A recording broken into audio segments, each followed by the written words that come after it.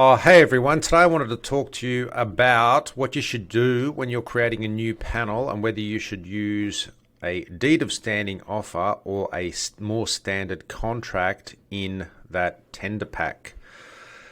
Hi everyone, Simon Zarifa here from Shrewd. We provide commercial support to the Commonwealth to ensure that the Commonwealth delivers value for money projects. So today let's have a look at deeds of standing offer and contracts. So what I'm talking about here is anytime the Commonwealth goes out to tender, as I'm sure you're all aware, you need to put in place a contract unless you're procuring off a panel, but let's just not deal with that one. So let's assume the Commonwealth's going out to market. They're going to try and establish a new panel arrangement.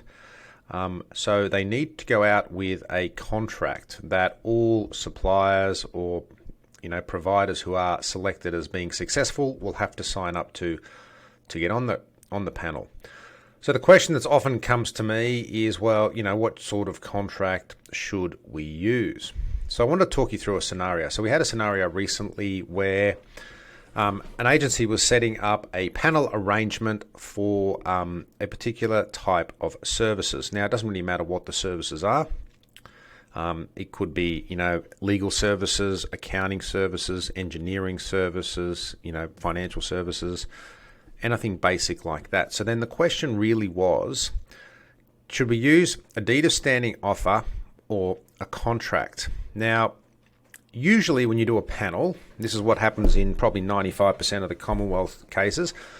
Commonwealth usually uses a deed of standing offer. So a deed of standing offer, basically it's a more formal contract, and don't query me on that one, lawyers, because I know it's slightly different. But the concept is deeds and contracts are similar. There are some different legal formalities between them, but let's put that aside for the minute.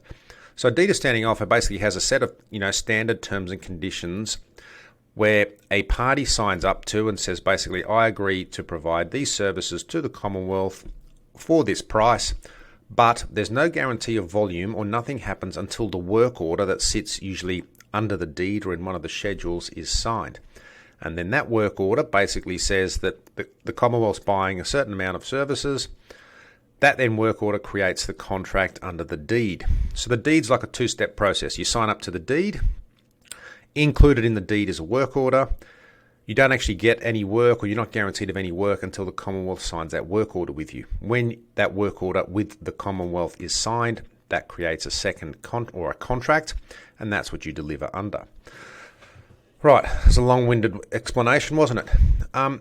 So the real reason you want to use a deed of standing offer is when you put in place a panel and the services are variable. So a good example is IT. If you put in place a deed of standing offer for IT services, that could range from providing, a vendor providing contractors, so, a bum on a seat to do a certain thing, all the way to the other end of the spectrum where that vendor is being asked to deliver an IT solution. So when you have something like that where the scope of services is really variable, then a deed of standing offer is great, because all you need to do is highlight in the deed of standing offer what the services the vendor is on the panel to provide, and then in each discrete or individual work order, when the Commonwealth actually wants to use that supplier, it's in that work order you would specify exactly what they have to do. So in that example, they could provide 3 IT contractors at a certain day rate. That's a simple work order.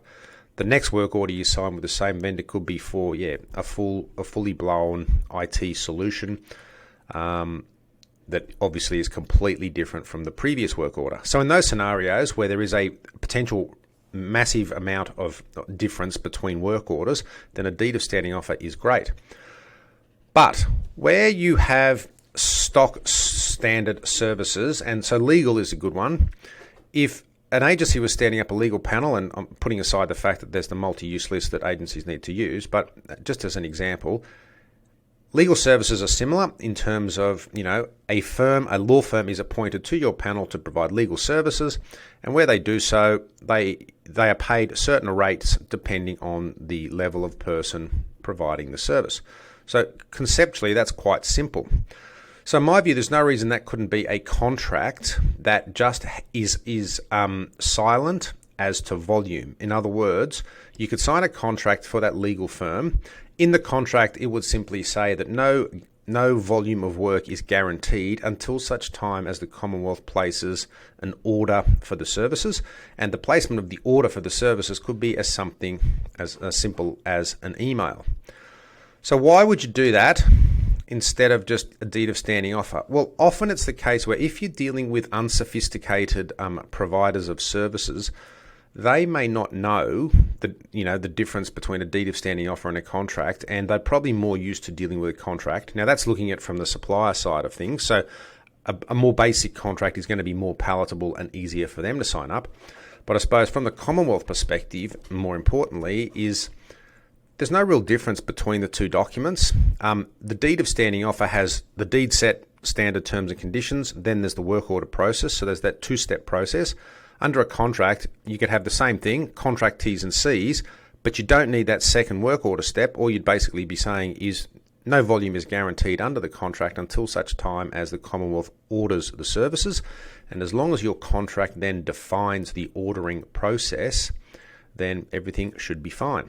So from a legal perspective, there's no major difference between the deed of standing offer and the contract in terms of the documents that the parties actually sign. They can both essentially have the same effect, but I think the contract from the vendor side of the fence is easier to understand and easier to sign up to, and a contract from the Commonwealth side of the fence is easier to enact in terms of there's less admin because you don't have to fill out work orders, and most importantly, legally, they are just as protected under the contract as they would be under the deed.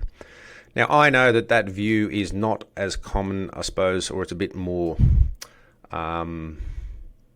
pragmatic than other people would potentially provide, because, as I say, 95% of the scenarios you see around the Commonwealth are deeds of standing offers and not contracts. But I suppose the purpose of the video is to basically say you should think about it, and you should think about which to use, whether you'd use a deed of standing offer or a contract. And the key things to think about is is the Commonwealth legally protected under either document, and if so, is the range and services that could be provided under the deed or the contract not that variable? Meaning, if it's just for legal services, just for accounting services, then that's pretty basic, compared to an IT type solution where a vendor could be providing contractors all the way through to an IT solution. So if the work order or if the scope of services is not that variable, then I think you can get away with the contract, and I'd actually recommend it. But if you need much more discretion in what you would order from a vendor, then a deed of standing offer is the go. All right. It's a long-winded way of saying just have a think about it and try and be pragmatic and come up with something that works not only for the Commonwealth but for the small players that are potentially signing up to the contract to provide services under your new panel. Hope that helps someone out there. If you have any questions, feel free to get in touch. simon@shrewd.com.au or 1-800-SHREWD, which is 1-800-747-393. Thank you very much.